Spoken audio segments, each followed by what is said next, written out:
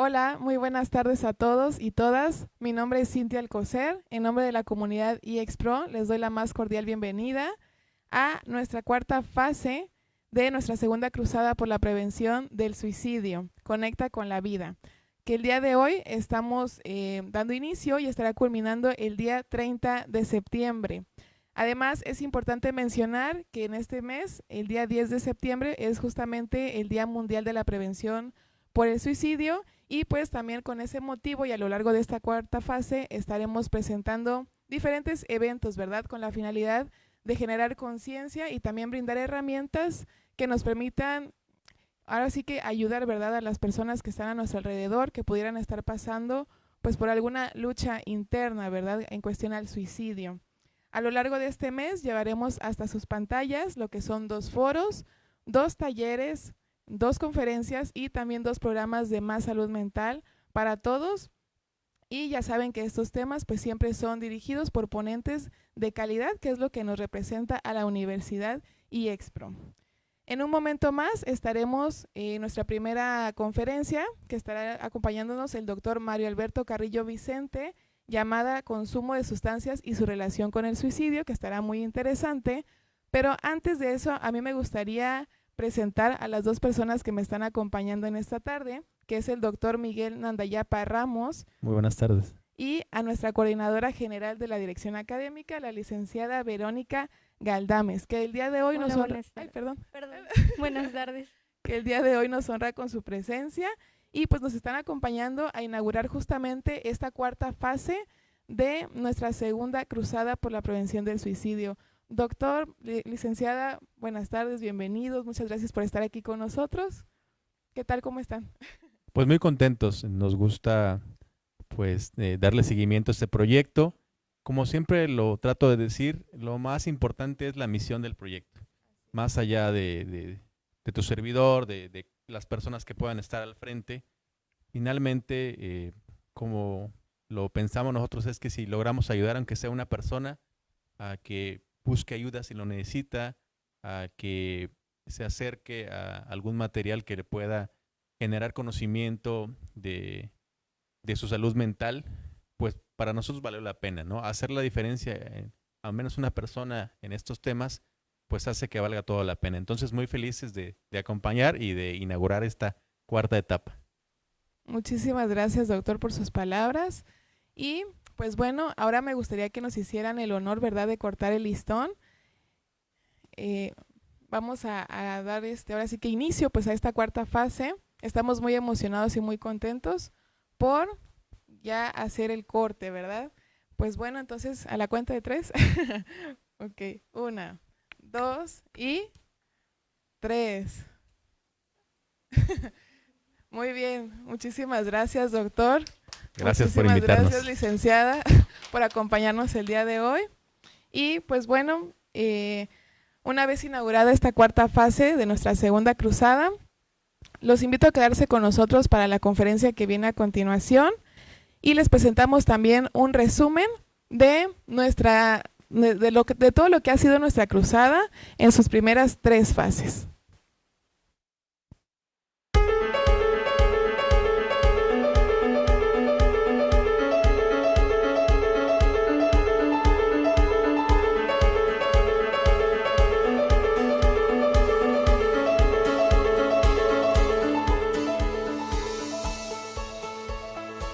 Este año la Universidad EXPRO y el Centro de Atención Psicológica de la Universidad EXPRO se unieron nuevamente para dar inicio a nuestra segunda cruzada de prevención del suicidio Conecta con la Vida, en conmemoración del Día Mundial para la Prevención del Suicidio, celebrado anualmente el 10 de septiembre, en donde se organizaron una serie de eventos para toda nuestra comunidad estudiantil, personal administrativo y público en general.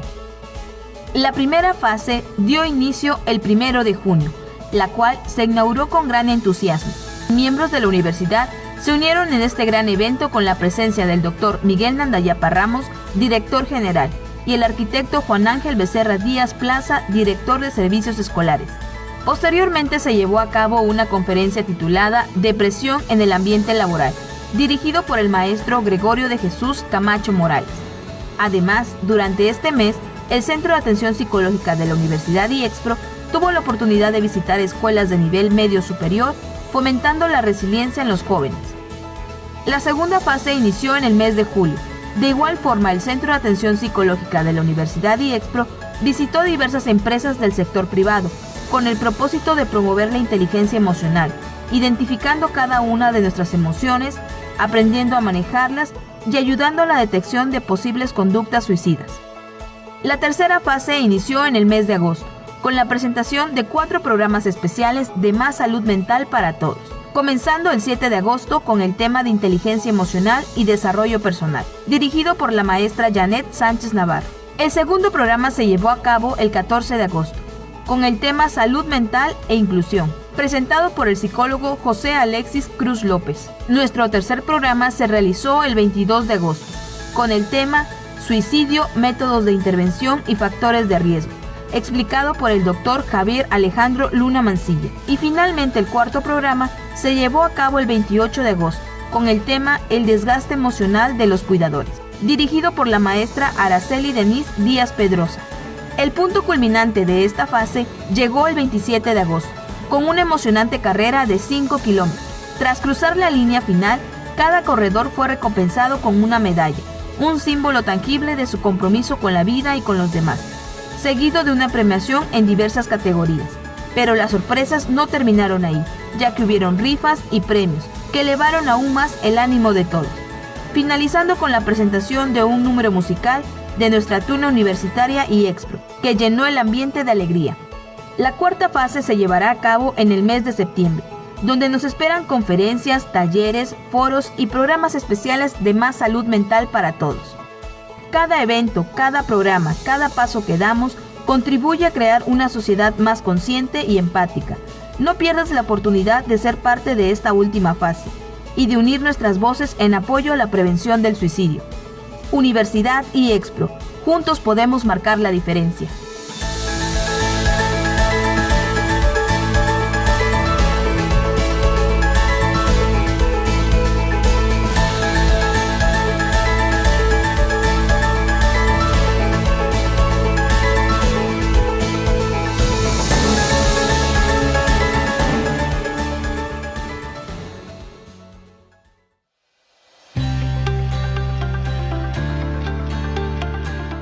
Nuestro invitado del día es el doctor Mario Alberto Carrillo Vicente. Él es licenciado en Psicología, maestro en Psicología Clínica y de la Salud y doctor en Psicología. Bienvenidos.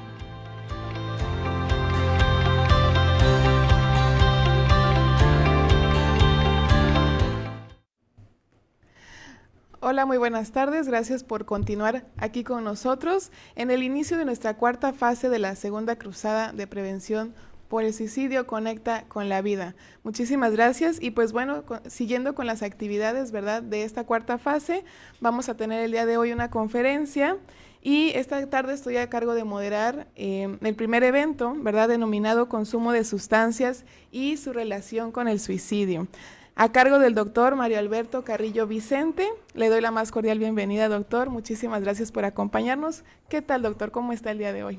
Muy buenas tardes. Muchas gracias primero a la Universidad IEXPRO y por darme este espacio para poder charlar, para poder dar algunas consideraciones generales en relación al tema, a esta problemática, ¿no?, del suicidio y su vínculo con el uso de sustancias. Así es, la verdad que es un tema bastante interesante, ¿verdad? Muchísimas gracias por acompañarnos. Y pues yo quiero compartir también un poquito de la reseña curricular del doctor. Él es licenciado en Psicología por la UNICACH, tiene diplomados en Tanatología e Investigación en la Salud por la Universidad Autónoma de Chiapas. También tiene diplomados en Enfermería Psiquiátrica y Salud Mental por la Universidad de Investigación y Enseñanza del Estado de Chihuahua y Centro de Estudios Superiores. También tiene una especialidad en psicoterapia psicoanalítica por la Universidad de Sigmund Freud en México.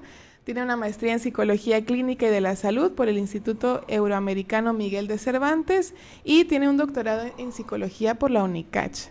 Excelente. Pues bueno, doctor Mario Alberto, nos gustaría que nos dijera por qué nuestro público debería quedarse a esta conferencia. Muy bien, de entrada porque es un tema pertinente, es un tema que nos compete a todos, ¿sí? Es un tema donde está en riesgo la vitalidad, ¿sí? Es decir, la vida, ¿no? De los sujetos, y también el consumo de sustancias es un fenómeno social que se ha ido acrecentando, ¿no? Entonces yo creo que es un tema actual, contemporáneo, una problemática individual, psicosocial, que a todos nos compete, que nadie puede ser neutro en ese sentido. Excelente, doctor. Palabras muy acertadas. Y pues bueno, sin más preámbulo, yo doy paso a la conferencia. Muchísimas gracias, doctor. Muy bien. Bueno. Ajá. Ok, el video sale y ya comienza.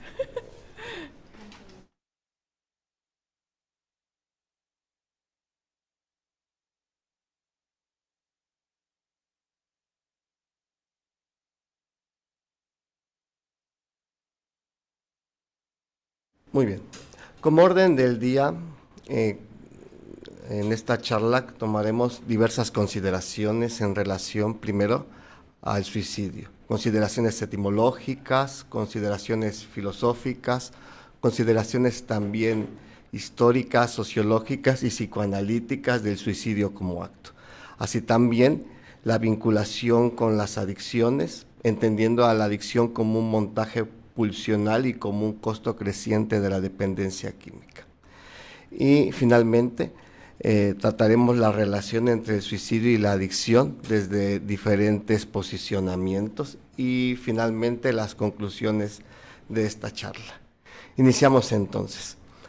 Primero, en relación a las consideraciones etimológicas, la Real Academia Española mencionaba que el término suicidio procede del latín, ¿no? Del siu. Siu significa o se traduce como el sí mismo, y el caedere, que tiene que ver con el matar, es decir, el matarse a sí mismo. Es un vocablo también que podemos entender que es relativamente nuevo. Por ejemplo, en el diccionario de inglés de Oxford nos dice que fue empleado por primera vez en 1651, y antes de él se ocupaban los términos como matarse, como destruirse o asesinarse. También en un libro muy interesante que se denominaba Por propia mano, en el 2010, Cohen mencionó que el término se suicidó da cuenta de un pleonasmo o una redundancia como tal, desde el castellano y en francés, lo cual lo considera como una idea o una suerte de crimen contra sí mismo. Es decir, crimen es igual un término que viene de lacrimosa, que significa crear lágrimas, crear daño. Es como una constitución de un daño hacia sí mismo. Propiamente, decía Cohen, el sufijo sidio, que acompaña a otras palabras, por ejemplo, como homicidio, como parricidio o magnicidio, están categorizadas como acciones punibles e incluso acciones reprobables. Es decir, el acto suicida ha sido visto en el devenir del tiempo como un acto punitivo, reprobable, de pronto también que raya no fuera de las fronteras o el canon de la moral, e incluso como un acto criminal hacia sí mismo, ¿no? También dentro de otras definiciones, en términos de las consideraciones históricas del suicidio, también se ha contemplado como un acto de nobleza y como un acto de locura. Como tal lo marca, quise retomar un poco la muerte de Ajax, ¿no? Que en esta historia, que fue contada desde dos versiones, una la más divulgada, la más conocida, por medio de Sófocles en sus tragedias griegas, y hay otra versión también de Exequías, y ambas posicionan al suicidio desde diferentes formulaciones o versiones. Por ejemplo, desde Exequías mencionaba que Ajax se suicidó, se quitó la vida cayendo, ¿no?, sobre su propia espada, y aquí volvemos a retomar el segundo sufijo latino del suicidio, el caedere. Cae sobre su espada debido a la pérdida de la honra, ¿sí?, por medio de la cual resultaba de de perder la batalla con Ulises y como tal perder la armadura de Aquiles.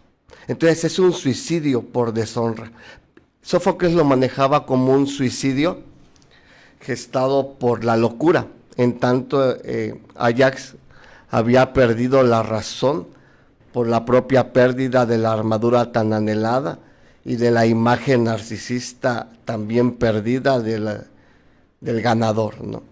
Y hay una tercera postura también en el devenir histórico, reformulando.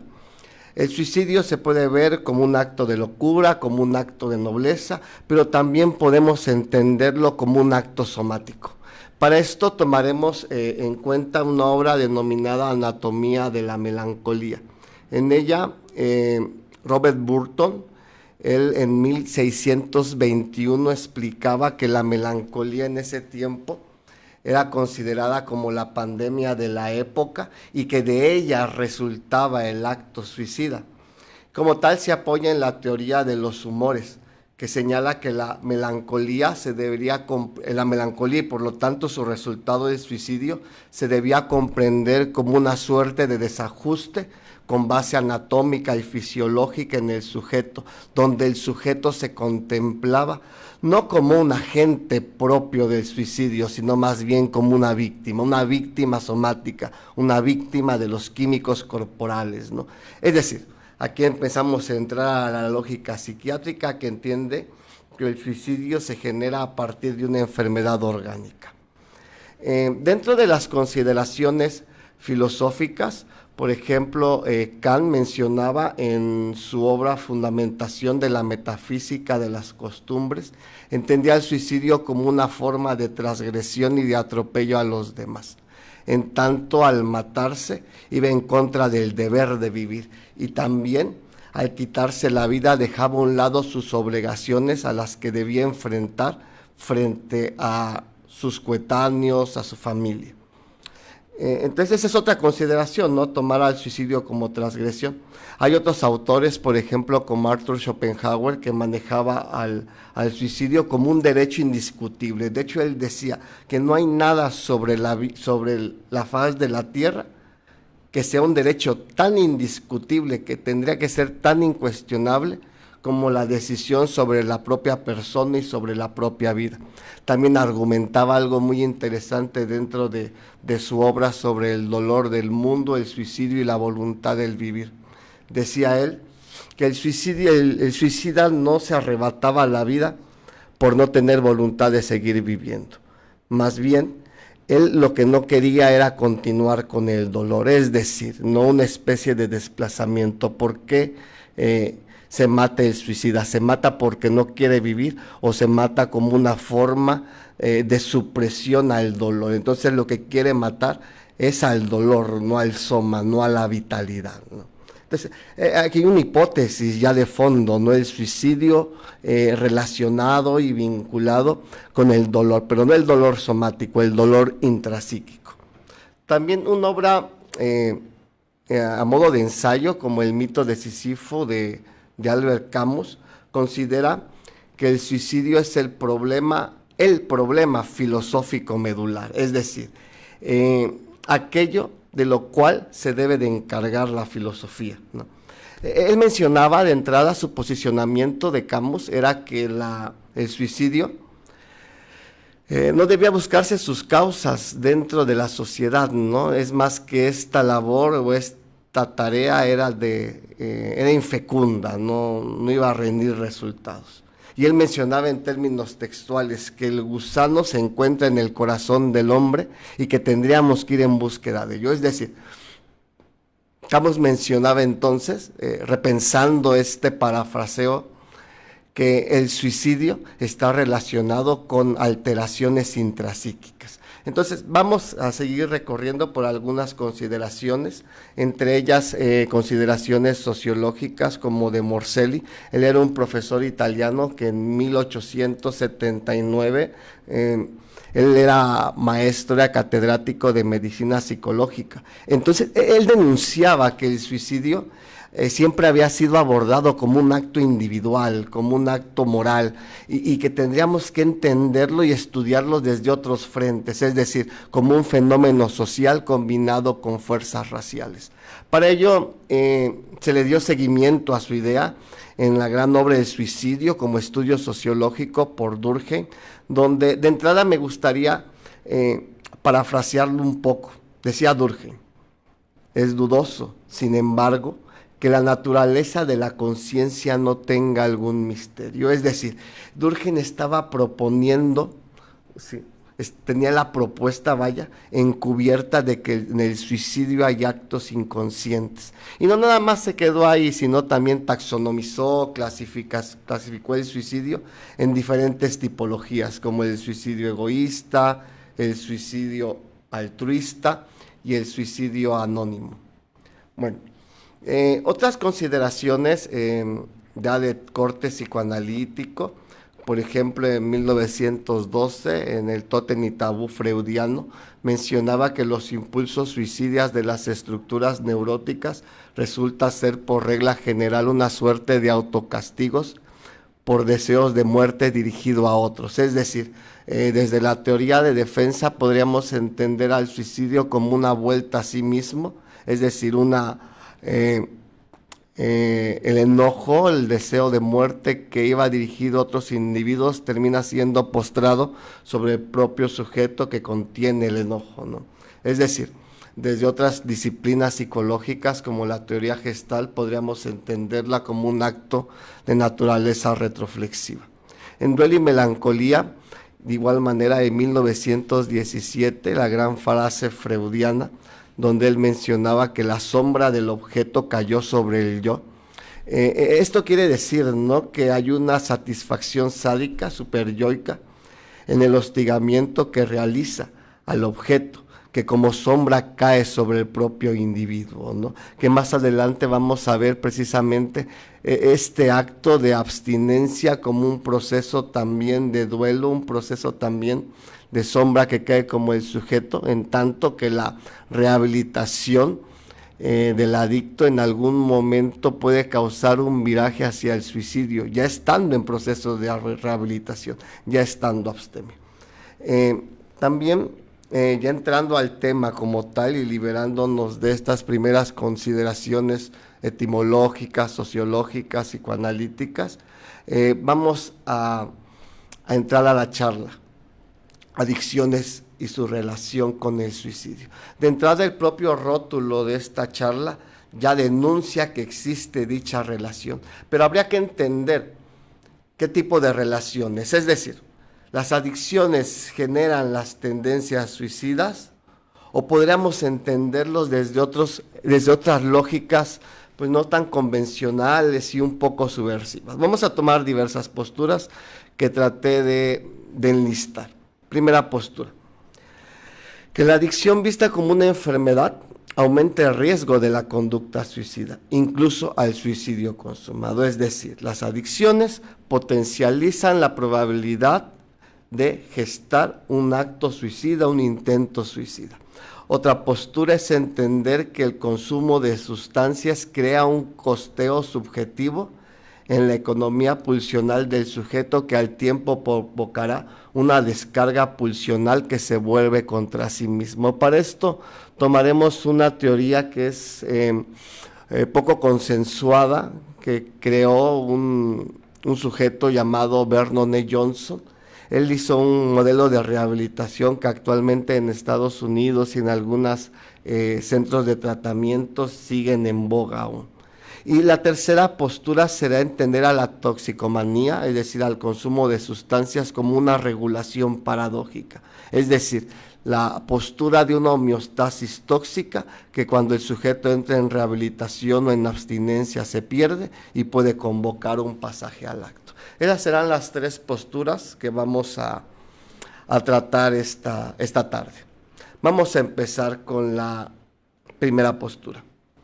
En esta entendemos que el consumo de sustancias es vista como una enfermedad. La adicción ha sido entendida como una enfermedad desde 1951 por la Sociedad Médico Americana y en 1959 por la Organización Mundial de la Salud.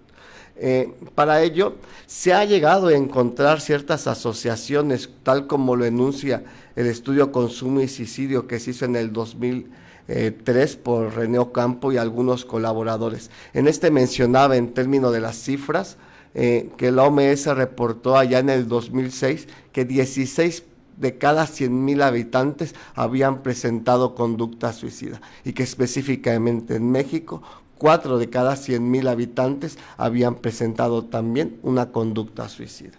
Específicamente, también mencionaba que del 90 al 98% de pacientes con diagnósticos del trastorno del eje 1 presentaban intentos suicida. Para esto me gustaría hacer un paréntesis para poder explicar esto del eje 1. Dentro del discurso psiquiátrico, específicamente dentro del canon de la Asociación Psiquiátrica Americana, los primeros manuales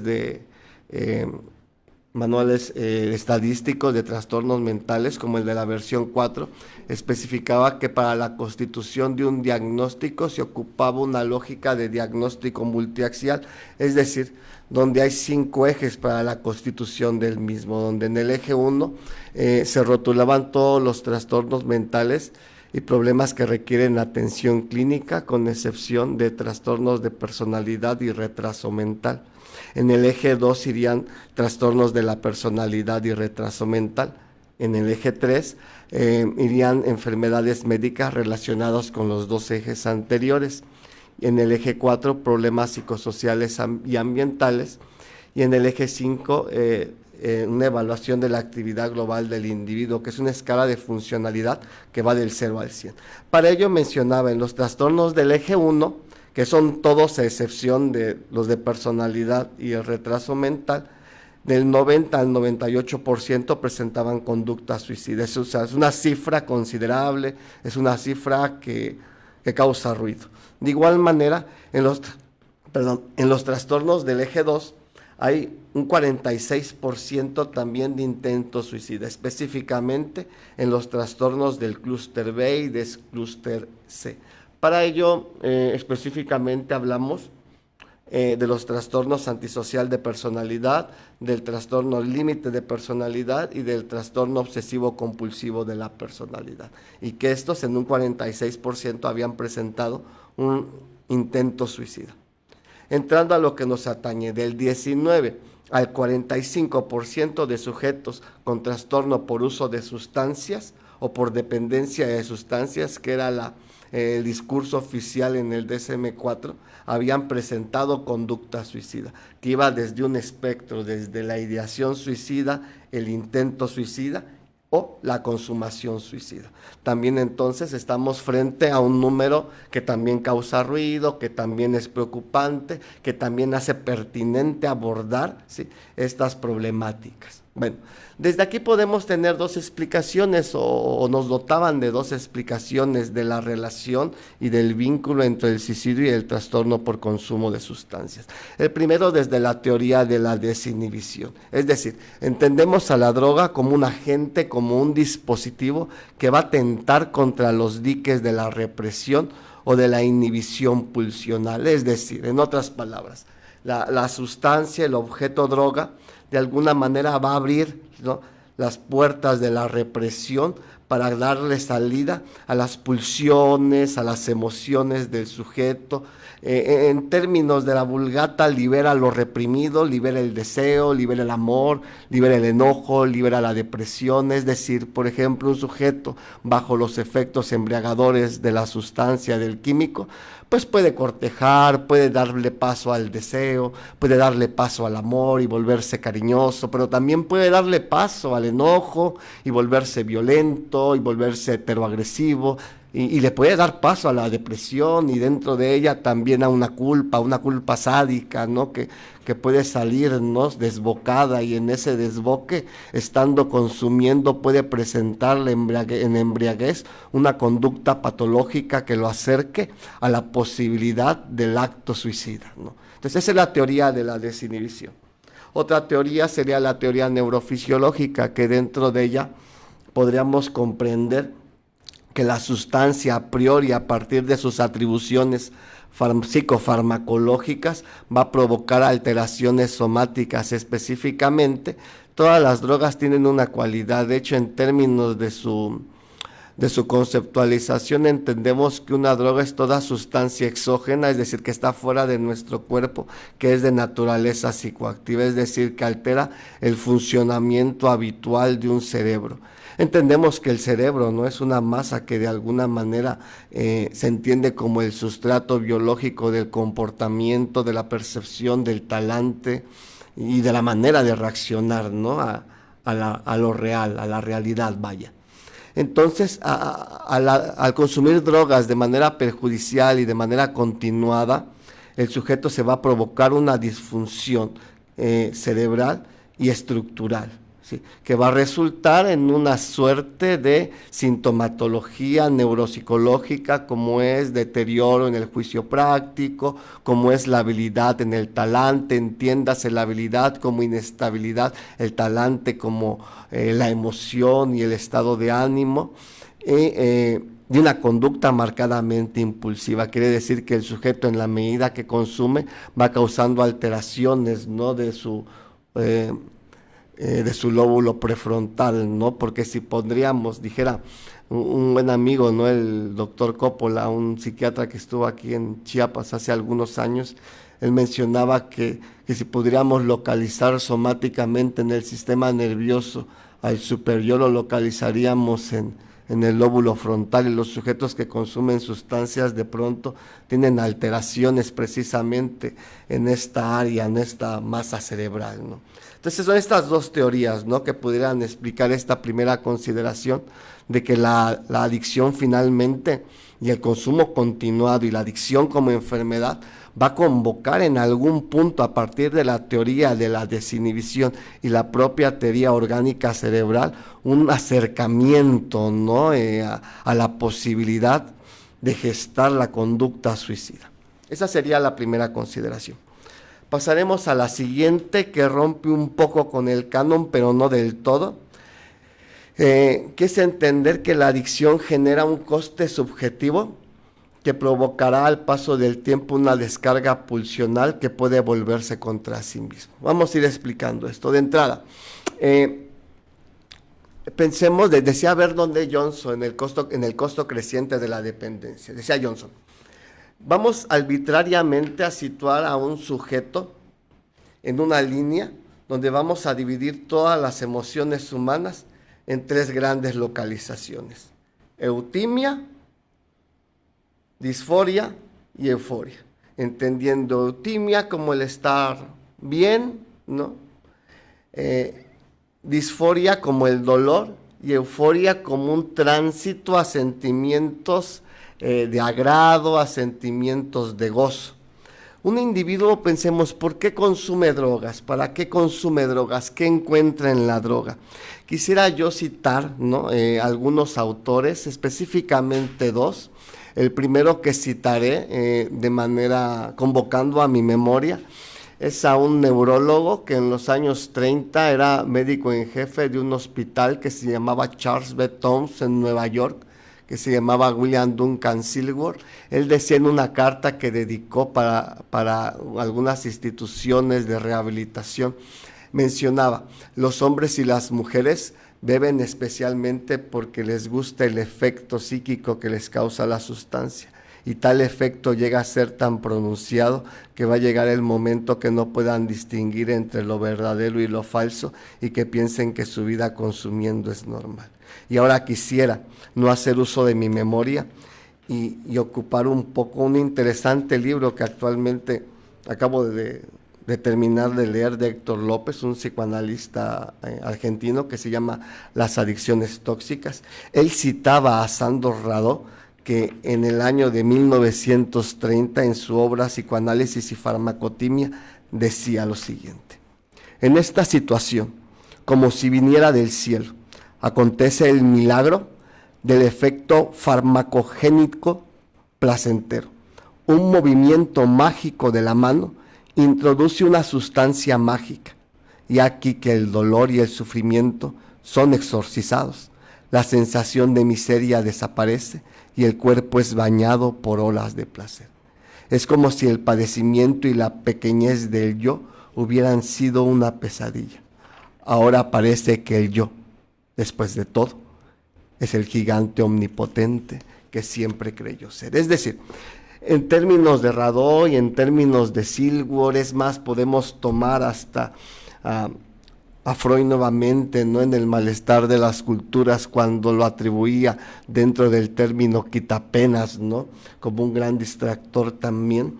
El individuo consume porque en el consumo hay un cambio en el talante, un cambio en el ánimo, es decir, pasa, pongamos en el mejor de los casos y siendo un poco idealista, engañándonos un poco o incluso siendo un poco optimistas, que un sujeto inicia consumiendo desde la eutimia, o sea, sin tener ningún malestar, y que al consumir no va el dolor, va el placer, y estando en el placer, regresa después de la intoxicación a la eutimia.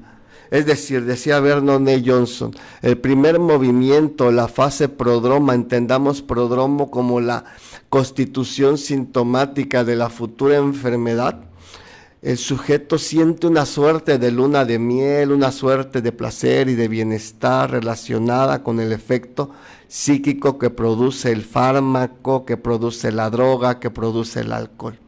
Y esto sucede durante un tiempo en la fase prodroma. El asunto, mencionaba Vernon A. Johnson en el costo creciente de la dependencia, que en algún momento va a haber un viraje, que en algún momento esto va a cambiar, que no todo va a ser positivo en términos de placer, ¿sí?, a través del consumo, que en algún momento, propio de la pérdida de control característica en el sujeto adicto, va a terminar cayendo en el dolor. Algo va a pasar. Va a perder el empleo, va a tener un choque, va a tener incluso un malestar físico que se va a asociar con un fenómeno somatopsíquico, es decir, si le duele la cabeza también de alguna manera impacta en el alma, impacta en la psique, ¿no? Es decir, va a caer en el dolor. Y cuando el sujeto cae en el dolor, ¿qué hace con ese dolor el sujeto? Y entonces aquí metemos la teoría de la defensa. Ese dolor, decía Vernon A. Johnson, es reprimido. Y recordemos que la represión, ¿qué es la represión? En términos de la Vulgata, en términos someros, incluso parcos, podemos entender a la represión como aquello que no recordaremos pero jamás olvidaremos. Es decir, ahí va a estar, la emoción no se crea ni se destruye. El sentimiento, el afecto, ¿no? Entonces se va a bloquear. Ahora pensemos cuántas consecuencias va viviendo el adicto en el transcurso del desarrollo, del curso, del proceso de enfermedad. 20, 30, 40, haciendo una suerte de cuantificación, cuántos sentimientos va juntando y reprimiendo en su aparato psíquico. A todo este conjunto de sentimientos reprimidos de naturaleza disfórica, de naturaleza negativa, podríamos llamarlo también, Vernon A. Johnson los rotuló y los conceptualizó como un conjunto de sentimientos en libre flotamiento. Es decir, sentimientos de vergüenza, de culpa, de autorreproche, sentimientos de enojo contra sí mismo, se van guardando, se van acumulando en el aparato psíquico, en esos diques de la represión, pero en algún momento tienen que salir, tiene que convocarse alguna suerte de válvula de escape. Y es aquí donde decía, bueno, todos estos sentimientos en algún punto el sujeto los va a liberar. ¿Y cómo los va a liberar? Decía Vernon A. Johnson, hay dos maneras de liberarlos, uno a través de un acto proyectivo o a través de una vuelta a sí mismo, tomando un poco el discurso psicoanalítico, o un acto retroflexivo tomando un poco el discurso gestáltico. Es decir, todos estos sentimientos en algún punto el sujeto va a empezar a mandarlos al acto, a hacer un pasaje al acto. Es decir, decía Vernon A. Johnson, cuando el sujeto va en el auto tomado, borracho o incluso sin estarlo, y de repente se convocan al acto, o sea, al comportamiento, del inconsciente al comportamiento, y de pronto sin la mediación sobre la contemplación, y comienza a imaginarse viéndose manejando a 200 kilómetros por hora, viéndose en situaciones que van a implicar una suerte de riesgo de muerte. Y eso convoca precisamente la liberación de la vuelta de sí mismo, de esos sentimientos en libre frotamiento que estaban reprimidos. Entonces, en ese sentido, entendemos que el sujeto en esta enfermedad, ¿no?, que es el consumo de sustancias, tiene un acercamiento precisamente, ¿no?, con el suicidio propia del deterioro subjetivo que provoca el uso de las sustancias en el devenir, ¿no?, de los años y de los síntomas que va viviendo, ¿no? Bueno, la tercera propuesta que vamos a considerar para entender la relación entre la toxicomanía o el consumo de sustancias y el suicidio es un poco distinta. Es decir, dentro de la lógica convencional podemos pensar que las adicciones provocan un aumento de la tendencia a la idea suicida, al intento suicida o a la conducta o a la consumación suicida. Bueno, lo entendamos al revés, sería una manera subversiva, sería salirnos también dentro de la comodidad de la lógica convencional y nos situemos fuera de las fronteras de dicha comodidad y entonces pensemos dentro hasta de la especulación que la toxicomanía puede llegar a ser una especie de regulación regulación subjetiva del individuo y que al quitar la sustancia de pronto puede evocar una suerte de tendencia al suicidio. En la recuperación hay un riesgo suicida, sobre todo en las etapas iniciales del proyecto de recuperación, porque estamos quitándole al sujeto su andamiaje subjetivo, el apoyo. Es más, fíjense, muchas veces las adicciones han sido rotuladas de diferentes formas: toxicomanías, adicciones, toxicofilias, dependencia de sustancias. Y me quiero detener en este último término, dependencia de sustancias. El término dependere, que viene del latín, que significa dependeré, que se puede entender como colgarse de, es decir, el sujeto se cuelga, se apoya, se sostiene, la sustancia termina siendo una suerte de armazón para una subjetividad que pareciera, dijera Héctor López, ¿no?, en la clínica de los recursos, que pareciera laxada, que pareciera ausente de algunos recursos simbólicos, significantes e incluso de defensas para poder estar en la vida, ¿no?, sin la sustancia. Entonces, al quitárselas lo vamos a desregular. Bueno, para ello vamos a entender entonces diferentes posturas teóricas, como lo es el propio Héctor López, como es la obra monumental de Sylvie L. Paulichet, las narcosis del deseo, adicciones y toxicomanías y psicoanálisis, y el propio Jacques Derrida desde su argumentación sobre la farmacia de Platón. E iniciaremos con este último. Precisamente Derrida decía que el concepto fármaco daba cuenta, ¿no?, de dos acepciones, de una ambigüedad, y Le Paulichet, en el espíritu del tóxico, retomaba precisamente las ideas de Derrida y decía: es que el fármaco, entendiendo al fármaco como la droga, como ese agente que embriaga al sujeto, ¿no? Y se tiene dos acepciones, una acepción de cura y una acepción de veneno, es decir, por un lado sostiene, por un lado regula, pero por un lado también impacta, por un lado también lacera. Entonces, para que el fármaco genere una toxicomanía, el sujeto necesita precisamente tomar al fármaco como un dispositivo de regulación paradójica, es decir, que por un lado apoya, y paradójica porque por otro lado impacta, por otro lado lastima. Entonces, dicha homeostasis tóxica se va a perder con la abstinencia. Para ello, tenemos que entender que la adicción, decía Le Paulichet, la adicción podemos tomarla como de dos formas, ¿no? Siento que ella intentó hacer una suerte de taxonomización o clasificación de las operaciones farmacológicas, es decir, de las adicciones, ¿no?, en términos el lenguaje convencional hay adicciones o toxicomanías por suplencia y por suplemento, y esta tarde nos vamos a quedar por la de suplemento.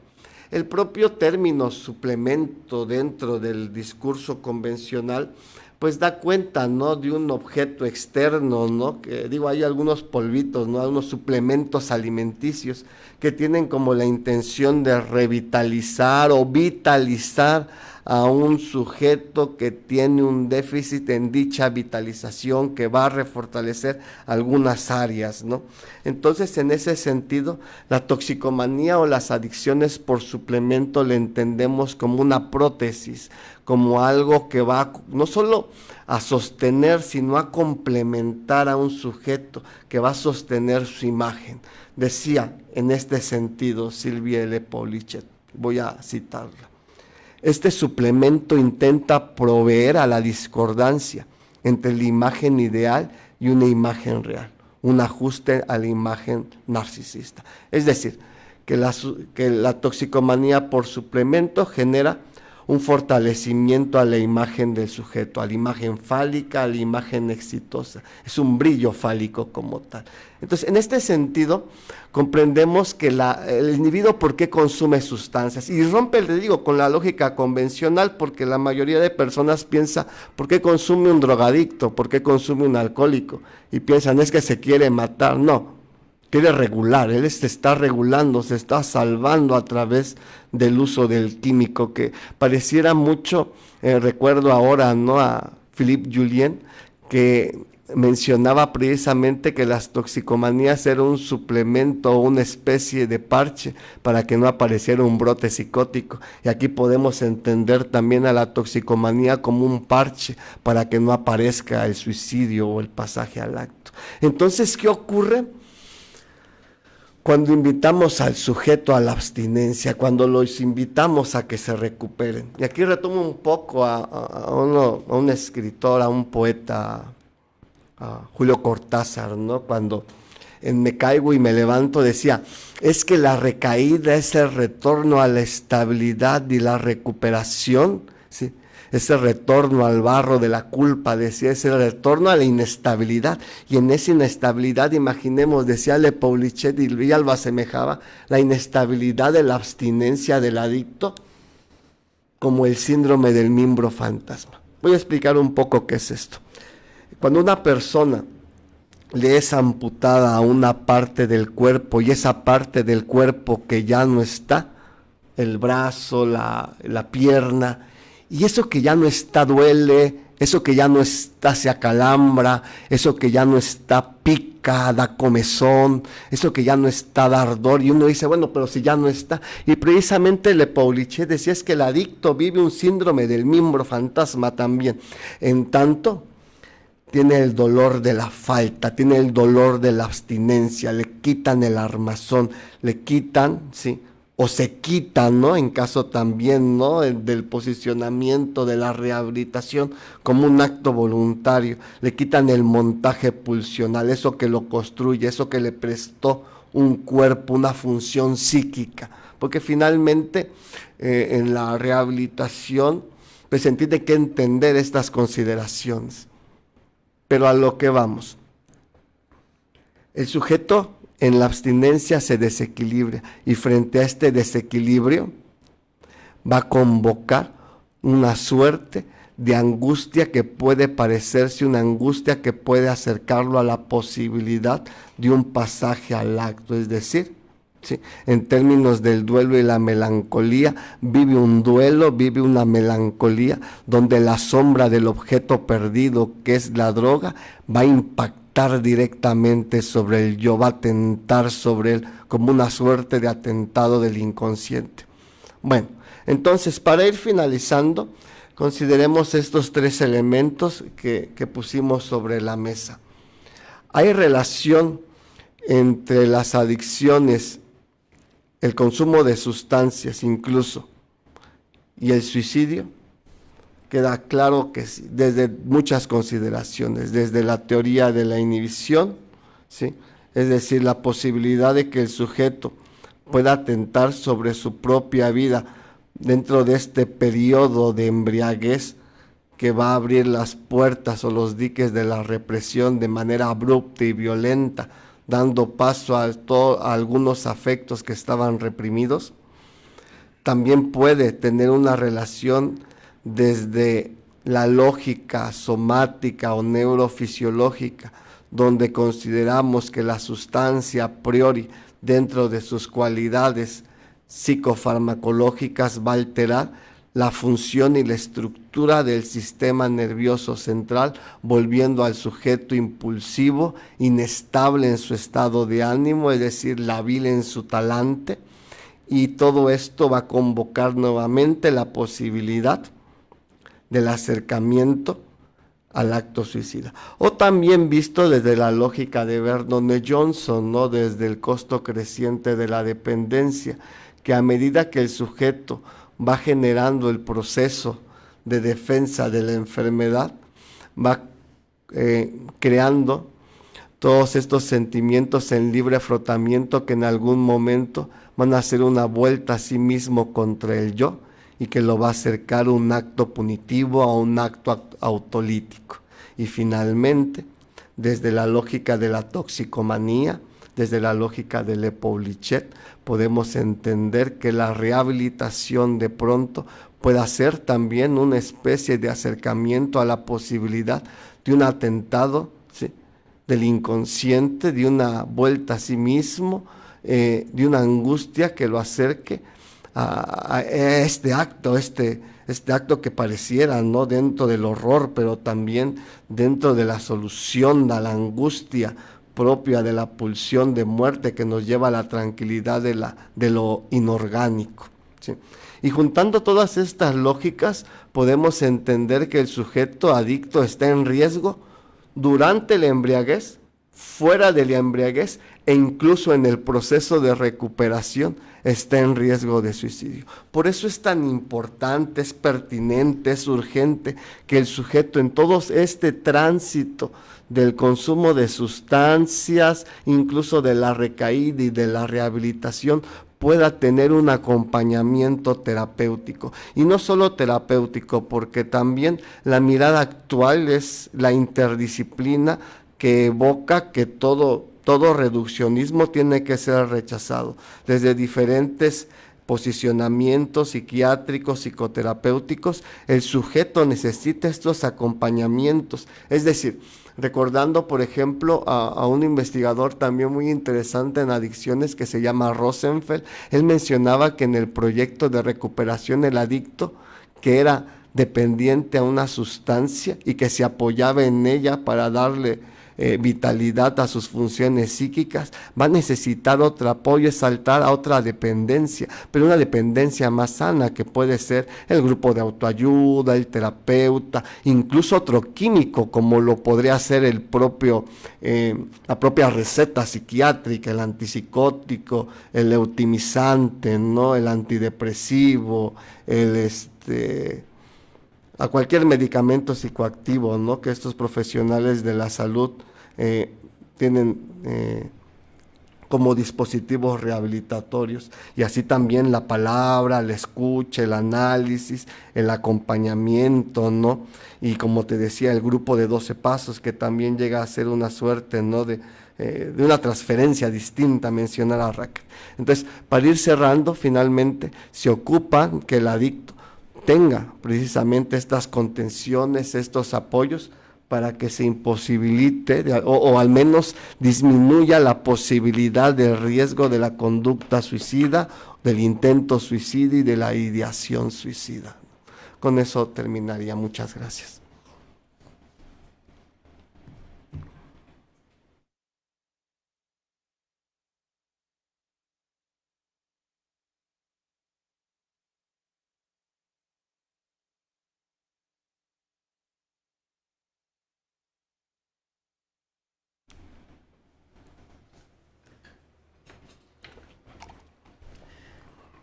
Muy bien, doctor, muchísimas gracias. Qué interesante tema, la verdad.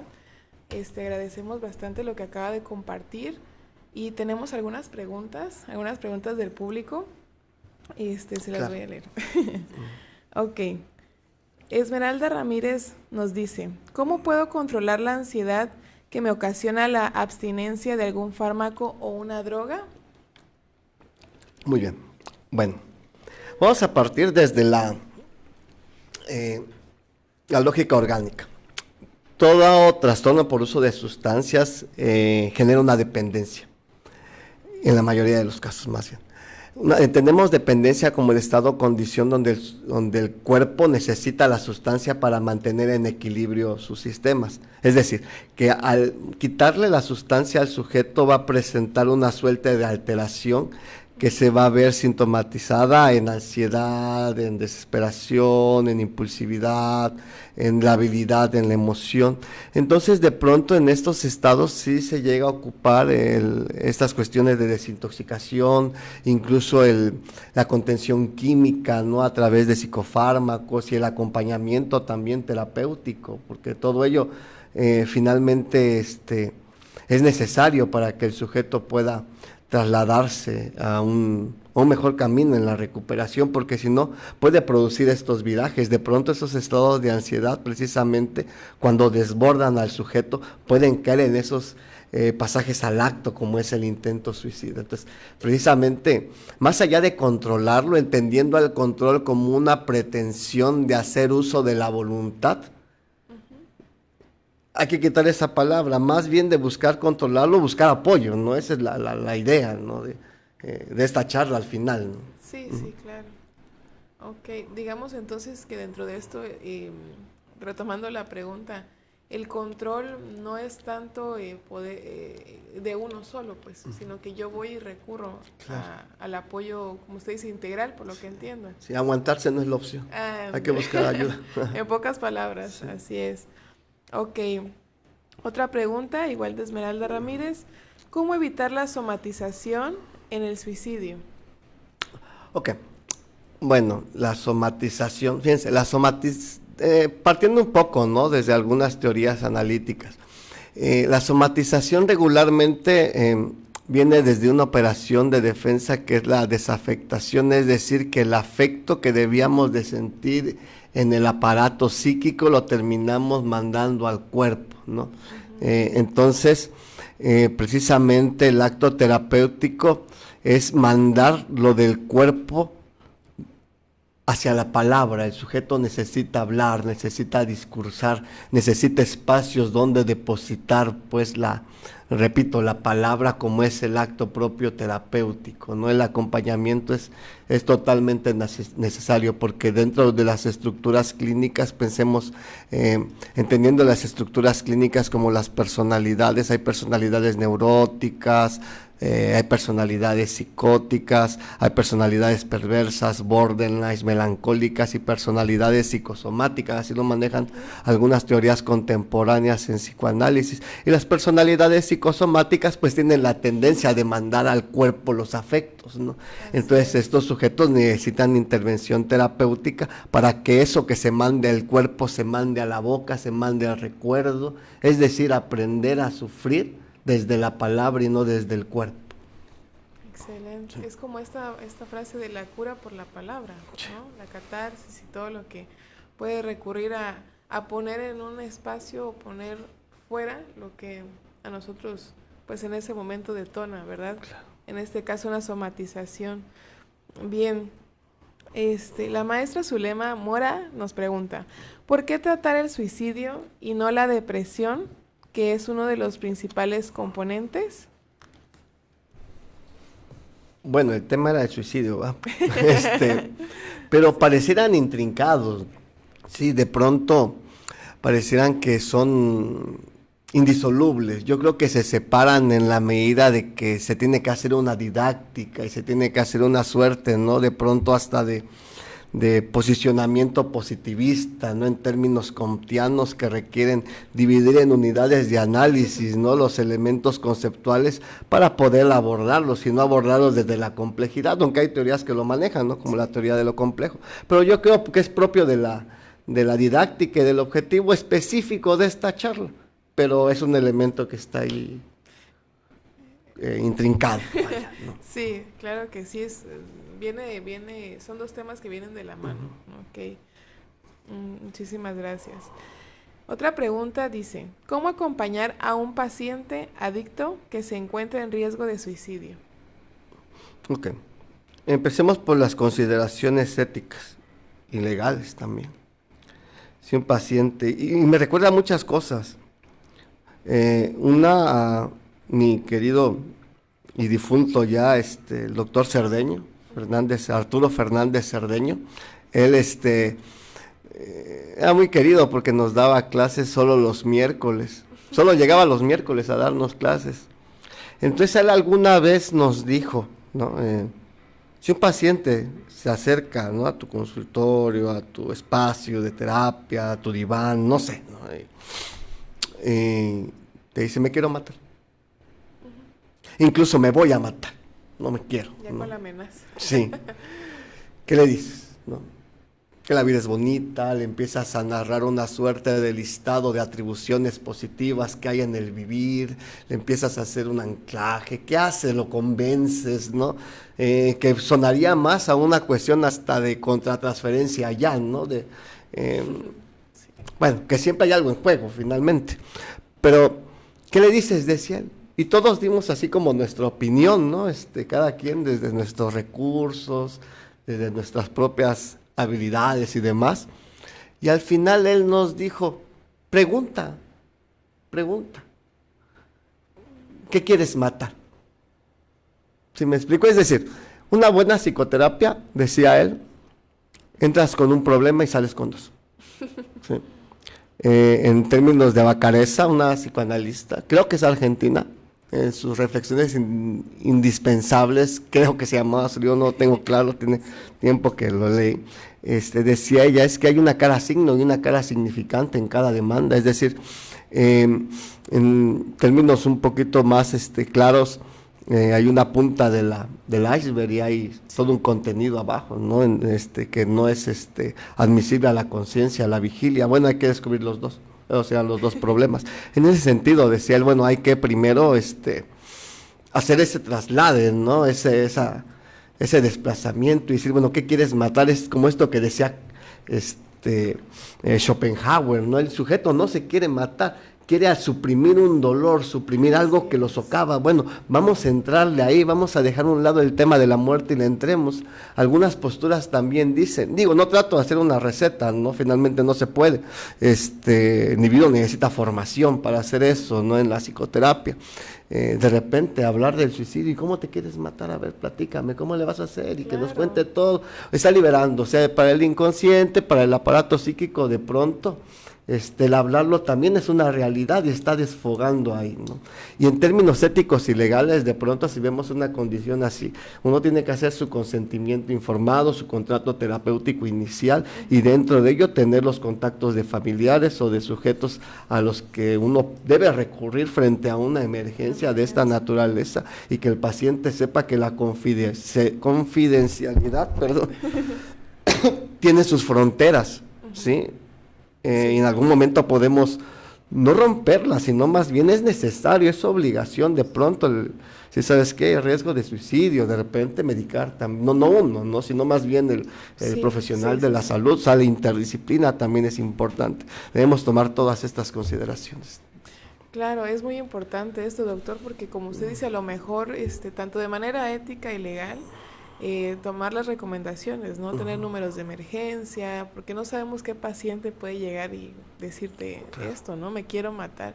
Y me queda mucho, me resuena mucho eso que dice doctor de ¿qué quieres matar? ¿No? Y totalmente dejamos de lado la parte, por así decirlo, del suicidio en sí, y vamos a lo que acongoja, a lo que lleva a ese punto, ¿no? Lo veo un poco más como llegar al punto, no sé, si estamos en el B, llegar al punto A. O sea, antes de eso, ¿qué hay? Excelente, doctor. Tenemos otras preguntas. Y dice, ¿cómo prevenir el consumo de sustancia como un factor de riesgo en el suicidio? ¿Cómo prevenir el consumo de sustancias? Dentro de esta última consideración que tomé de Le Paulichet, y que ella es una analista no más sentada sobre el pensamiento francés en psicoanálisis, y Julie Finiel también decía que la adicción era un taponamiento de pronto, ¿no? Hasta la psicosis, y pues podemos pensar que hasta el acto suicida. O sea que quitar ese taponamiento tiene su reto, hay que acompañar al sujeto. ¿Cómo prevenir, no? Y yo creo que en algún punto es muy complejo prevenirlo, es decir, de pronto hasta imposible. Ahí decía Vargas, ¿no? Un libro que estoy leyendo ahorita sobre el suicidio, como acto y paradoja, decía en el texto que hay suicidios que no se van a poder prevenir y que van a ocurrir, así que van a seguir ocurriendo. ¿Qué podemos hacer? De pronto hay señales de riesgo, digo que hay señales de alerta, ¿sí? Y hay acciones de riesgo que podemos visibilizar y que a través de visibilizarlas, de contemplarlas, podemos hacer intervenciones oportunas con nuestros familiares, porque entre más oportuna sea la intervención, más atenuamos la probabilidad de la ocurrencia. Claro, y vemos esto como también siendo familiar, siendo amigos, y observamos esto, recurrir, ¿no? Siempre y cuando Claro. el paciente también está en esa disposición, supongo, Pues claro. que sería también una parte importante, ¿verdad? Ok. Bien, siguiente pregunta. Dice, ¿cómo identificar qué pacientes que consumen alguna sustancia podrían estar en riesgo de suicidio? Yo creo que en términos de las cifras marcaba allí que iba hasta casi el 45% de individuos, o sea que la premisa sería como tomar a priori a todos los pacientes que tienen un trastorno, o los sujetos que tienen un trastorno por uso de sustancias, o los que ya son pacientes propiamente dentro de un contexto incluso hospitalario o ambulatorio, es decir, residencial ambulatoria, trabajar con ellos. Los aspectos, por ejemplo, estos que mencionaba Vernon D. Johnson, ese conjunto de sentimientos en libre afrontamiento que están reprimidos, y darles paso, ¿no? Que el sujeto tenga la palabra para hablar de las consecuencias del consumo de sustancias en términos emocionales, que pueda hablarlas, pueda discursarlas, darle un espacio para hablar. Yo creo que eso es importantísimo, pero de entrada tomar como premisa que todo paciente consumidor de sustancias tiene ese conjunto de sentimientos en libre aflotamiento y que hay que ser bien cuidadosos con todos. Bien, creo que eso también va de la mano con la siguiente pregunta, pero lo retomamos, doctor. Dice, ¿cuál es el papel del profesional de la salud mental en el acompañamiento del paciente adicto en riesgo de suicidio? Okay. Es el que debe soportar de entrada. Es decir, soportar la palabra, porque la palabra tiene un peso. La palabra de pronto dentro del acto suicida, en términos contratransferenciales, puede convocar angustia en el terapeuta, puede convocar, ¿no?, una serie de afectos también en él, ¿no?, que puede llevarlo a hacer como una suerte de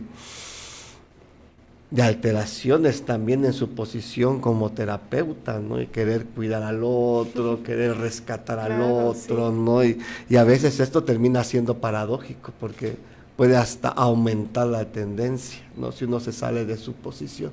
Recuerdo mucho Freixas tiene un libro él y colaboradores, que se llama Aproximaciones a la psicoterapia, más o menos, no recuerdo exactamente el título, pero de ese libro aprendí el concepto de la regla de abstención. La regla de abstención es ahí donde el terapeuta, el psicoanalista, el psicoterapeuta toma esta posición del no querer. Si yo no quiero que te mates, pero tampoco quiero que te mates. Es más, no quiero nada. ¿Sí me explico? Porque entre el querer y el no querer me quedo en el entre mejor. ¿Sí? Desde esa posición podría ayudar más, porque desde otras posiciones se contamina con su propio talante, con su propia biografía, y claro, no termina acompañando también. Y qué reto, ¿verdad?, para los terapeutas llegar a ese punto de estar en un entre, como usted bien lo dice, y dejar de lado, pues a lo mejor esta contratransferencia que pudiera llegar a existir, y todos los elementos que nos competen a nosotros, ¿verdad? Por eso es importante también llevar un proceso, para poder, como usted dice, soportar. Definitivamente. Definitivamente. Bien. Carlos Om nos pregunta, comenta, gracias por la plática, muy buena. A la actualidad en redes sociales el suicidio es un tema que comentan los jóvenes a diario y las drogas actualmente son moda en las nuevas generaciones. Con la pandemia se ha potencializado esta tendencia de consumo de sustancias y suicidio. Definitivamente. Es una aseveración, sí. Sí, de hecho la pandemia, pues ahora sí que también creo que atribuyó, ¿no?, mucho para que esta tendencia pues fuera de lo más mínimo a lo más grande. Y bien, también Carlos Oms comenta, dice, ¿cómo se puede motivar a los jóvenes para evitar las conductas de consumo o suicidio y que la opresión a estos temas pueda ser evitado?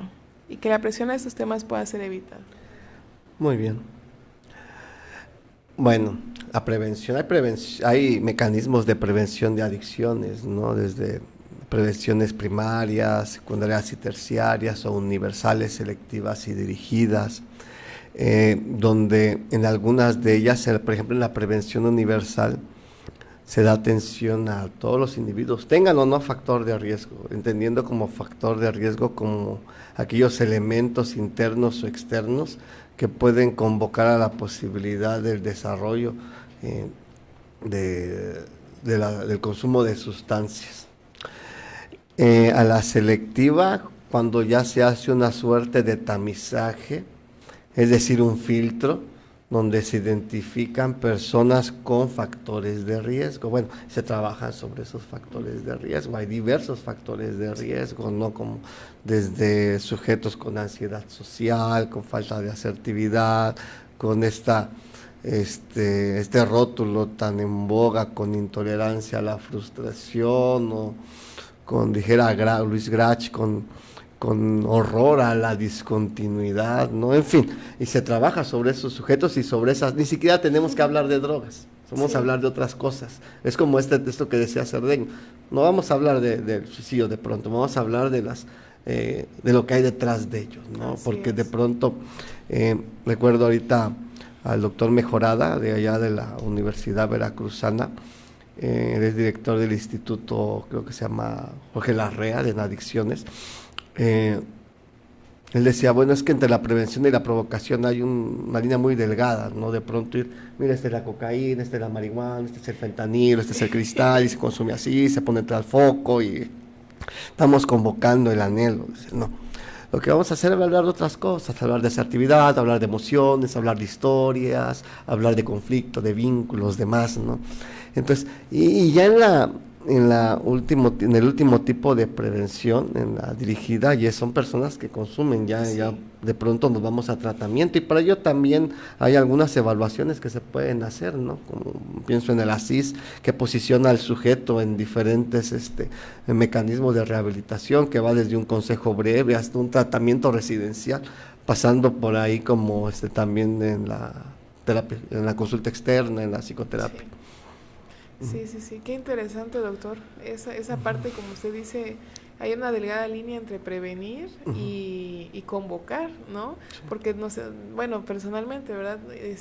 Desde primaria, secundaria, te enseñan estos tipos de sustancias, ¿no? Y que a lo mejor ni conocías, y ahora ya tienes hasta dónde conseguirlo, casi, ¿no? Y pues es lo que nos podría llevar a... Pero sí, comparto su comentario al respecto de, bueno, ¿por qué no hablar de la otra parte, ¿no? De lo que sí podríamos convocar, las emociones, los vínculos, los afectos. Sí, de lo que sostiene estos fenómenos. Los perpetúan en sus síntomas, en sus actos, ¿vale? Lo que sostiene, ¿no? Es como bien decía usted, es lo que darle la vuelta, ¿no? En este sentido. Bien, Socorro Pozo nos pregunta, ¿el suicidio tiene señales para poder ayudar a las personas? Claro. De hecho, el suicidio yo podría denominarlo como un suceso transestructural, es decir, no hay una personalidad suicida como tal, ¿no? Sí.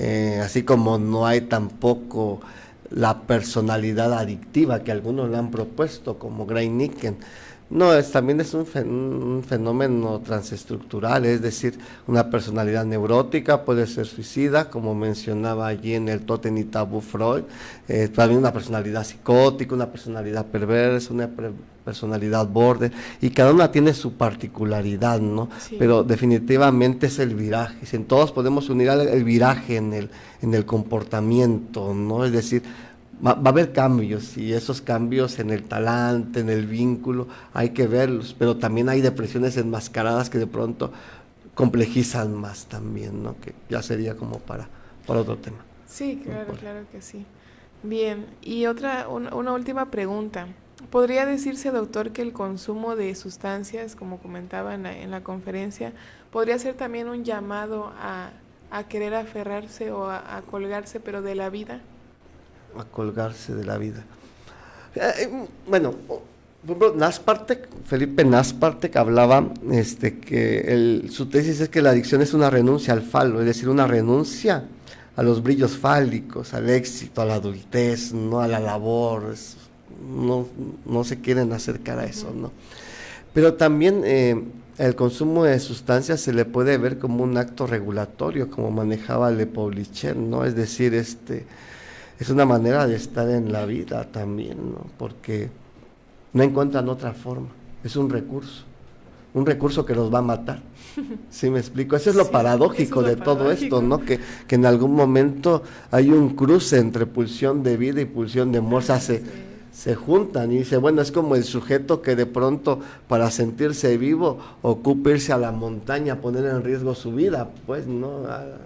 A escalar y demás, o sea, se mezcla pulsión de vida y pulsión de muerte, entonces el sujeto desde ahí también puede estar haciendo lo mismo, y ese es el peligro, porque cuando le quitamos la droga o cuando se le solicita la abstinencia, porque todos los mecanismos rehabilitatorios existentes, o al menos en los que yo creo, en lo que yo estoy posicionado, porque en todo hay un posicionamiento teórico, político, ético, normativo, es la abstinencia. Para mí no hay un sujeto, una persona adicta, un sujeto adicto que pueda pretender la recuperación consumiendo. Necesita dejar de consumir y enfrentarse a la abstinencia. Pero en ese momento está el riesgo precisamente de suicidio, ¿sí? Porque le estamos quitando su armazón, su ortopedia, ¿sí me explico? Psíquica. Y hay que darle contención, hay que darle apoyo desde la interdisciplina, para que no terminemos en una situación desastrosa. En ese sentido, doctor, ya me atrevería yo a preguntarle, cuando está en ese cruce entre pulsión de vida y de muerte, la estructura del yo, ¿cómo se encuentra? ¿Cómo queda en ese sentido? Yo creo que está salvándose. Finalmente lo que está haciendo es eso. Sí, pero en el salvarse se mata, finalmente. Qué paradójico, hasta un tanto poético, me atrevería a decir. Sí, para reflexionar, para repensar, ¿verdad? Y pues me da mucho gusto, doctor, que nos haya compartido. Realmente es un honor tenerlo aquí y escucharlo, porque no siempre podemos tener pues ahora sí que tan abiertamente estos temas, y sobre todo desde un punto de vista tan filosófico como hemos visto hoy. Y pues bueno, doctor, no sé si gusta dar algunas palabras, ahora sí que retroalimentar, algo más que decir. Yo solo quiero agradecerles por el espacio, por la escucha también a las personas que están viendo la transmisión, muchas gracias. Estamos a sus órdenes, ¿sí? Y pues gratitud solamente a todos ustedes y a la universidad. Muchas gracias, doctor. Nos gustaría brindar algunas últimas recomendaciones ya enfocado al tema. Hay que ir a terapia. Definitivamente hay que ir a terapia, hay que darle a la palabra un lugar donde ser depositada. Excelente. El acompañamiento siempre será importante. Pues bien, doctor, pues vamos a hacerle entrega de un reconocimiento. Muchas gracias.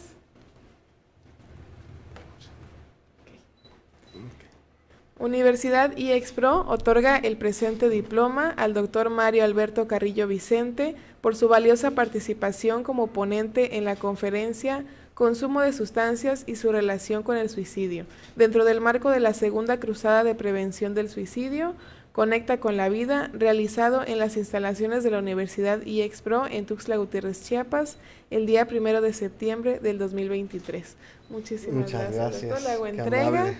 Gracias, doctor Mario Alberto. Fue un gusto haber compartido este espacio con usted. Y bueno, pues ha llegado el momento de despedirnos. Muchísimas gracias a todos y todas a quienes nos acompañaron en este evento especial donde tuvimos la inauguración de nuestra cuarta fase de nuestra segunda cruzada de prevención por el suicidio. Y los invitamos a continuar con nosotros.